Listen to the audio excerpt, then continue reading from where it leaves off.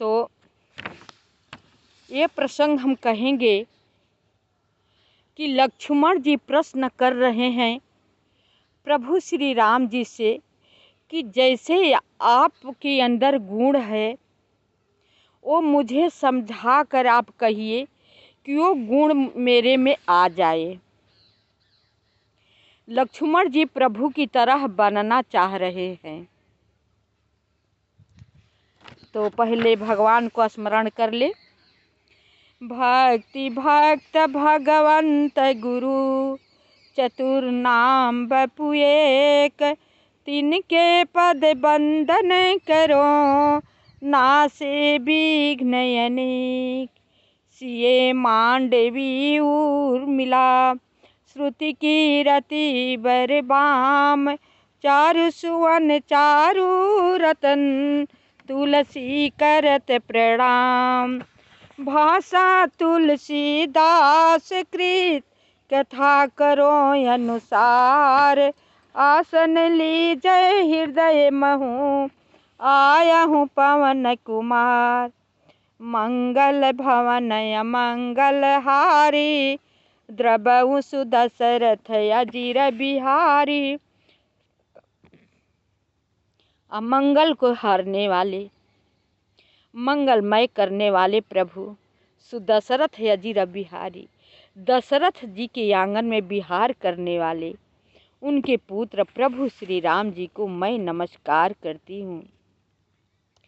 तो लक्ष्मण जी पंचवटी में प्रभु श्री राम जी ऐसे बैठे हुए थे, कुछ कर रहे थे। वहीं पर देखे कि फुर्सत, लक्ष्मण जी देखे कि प्रभु श्री राम जी फुर्सत में हैं, तो उनके पास जाकर के बैठ गए और बैठ करके उनसे पूछते हैं, हे प्रभु, आप एकदम तुच्छ सेवक जान करके, एकदम निर्गुण जान करके, एक छोटा सा बालक समझ करके आप मुझे बताइएगा जो मैं पूछूंगा। भगवान जी बोले प्रभु श्री राम जी की ठीक है पूछो। तो पूछते हैं लक्ष्मण जी कि हे प्रभु जी, सरल स्वभाव कैसे होता है, क्रोध कैसे नाश हो जाता है, लोभ कैसे नहीं होता है, वो सब मुझे बताइए। मोह कैसे दूर होता है वो बताइए। लक्ष्मण जी पूछते हैं, क्योंकि लक्ष्मण जी को बार बार गुस्सा आ जाता है,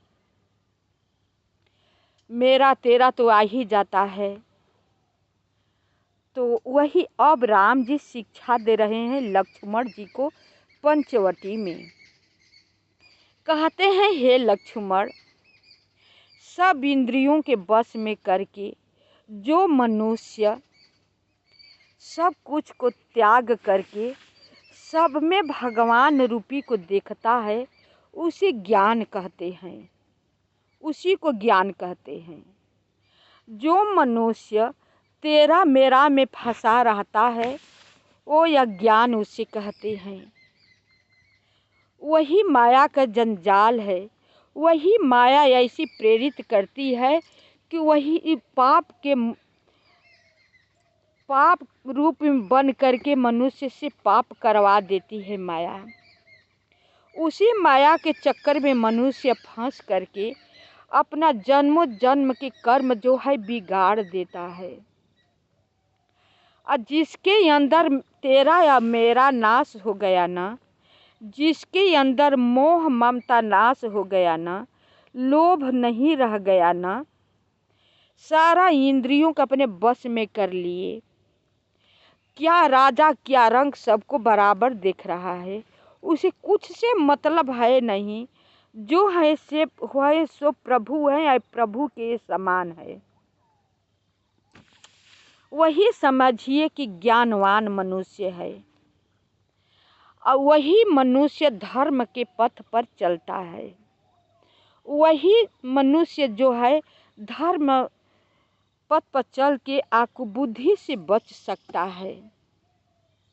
जिस मनुष्य की जैसे कि कुएं में खाई में कोई चीज़ पड़ जाए, वो मनुष्य के जिसके अंदर तेरा मेरा हो गया, दुष्टपना हो गया, उनको देख करके ईर्ष्या हो गया, उनको देख करके डाह हो गया, अपने बचाव के लिए, अपने अच्छे बनने के लिए, अपने भले होने के लिए झूठ पर झूठ सैकड़ों बोलता जाता है, वो मनुष्य के रौ रौ नरक मिलता है। जो मनुष्य जन्म पा करके किसी को दुख में दुखी नहीं होता है, सुखी में सुखी नहीं होता है, सुख देख करके ईर्ष्या डाह करता है, दुख देख करके हंसता है, वो मनुष्य रौ रौ नरक में जाता है। जो मनुष्य को पल पल भर में क्रोध आता है, वो मनुष्य रौ रौ नरक में जाता है।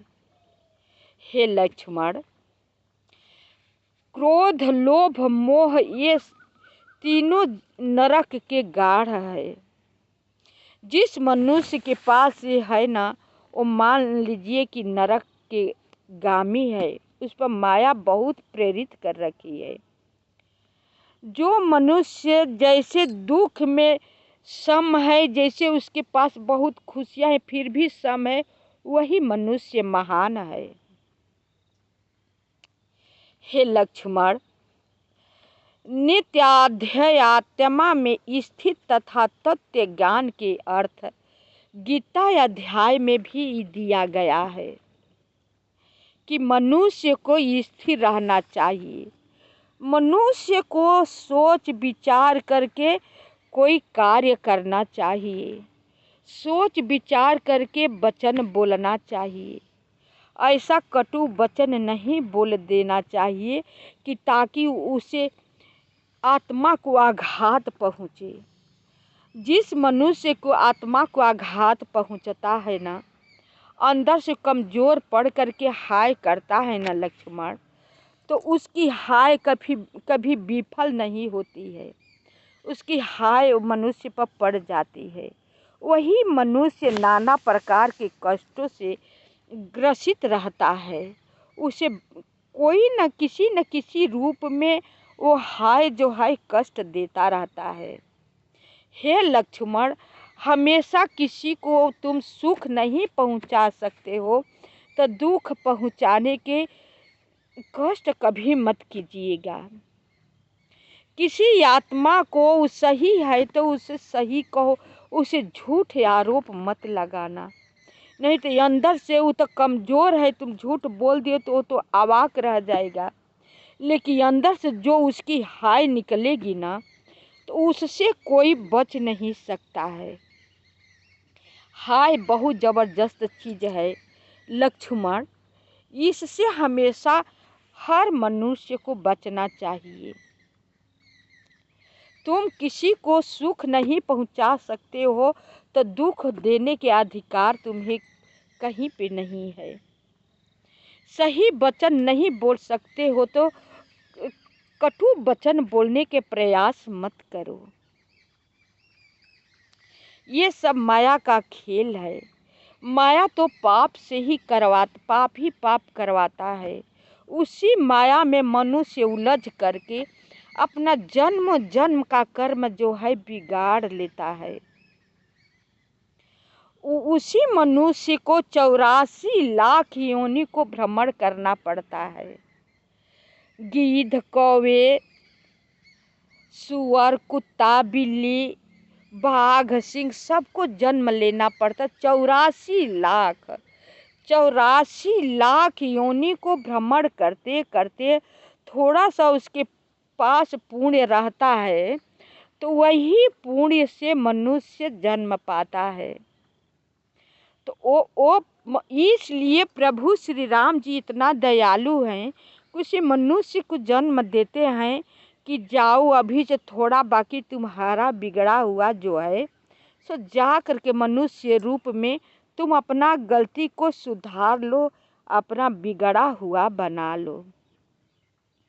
फिर यहाँ आने पर भी मनुष्य की योनि पा लेने पर उसके पास सब कुछ हम दिए होते हैं, दैव के दिया हुआ सब कुछ उसके पास रहता है, फिर भी माया में फंस करके वो कुछ नहीं करता है, तो उसे अब मौका नहीं दिया जाता है।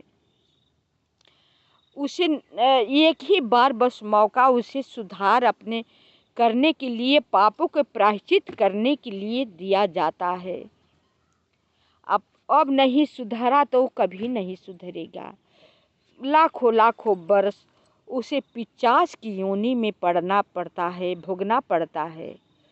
वही प्रेत बनता है, वही पिशाच बनता है, फिर उसी में जन्म लेता है दरिद्र के घर में, कोढ़ी के रूप में, अंधा के रूप में, गूंगा के रूप में, कैसी कैसे जन्म ले करके वो सारा दुख को सहता रहता है और कुछ कह नहीं पाता है। हे लक्ष्मण, ये माया बहुत जटिल है, बहुत कष्टदायक है। हे लक्ष्मण, इससे जो मनुष्य बच गया सो बच गया, वैसे तो ये बचना बहुत मुश्किल है। वैसे तो ये कलिकाल में केवल राम का नाम लेने से मनुष्य तर जाएगा। शुद्ध मन चित्त उसका हो, किसी को बुराई न करे, किसी से ईर्ष्या न करे, किसी से डाह न करे, तो केवल हरि का नाम लेकर के उतर जाएगा।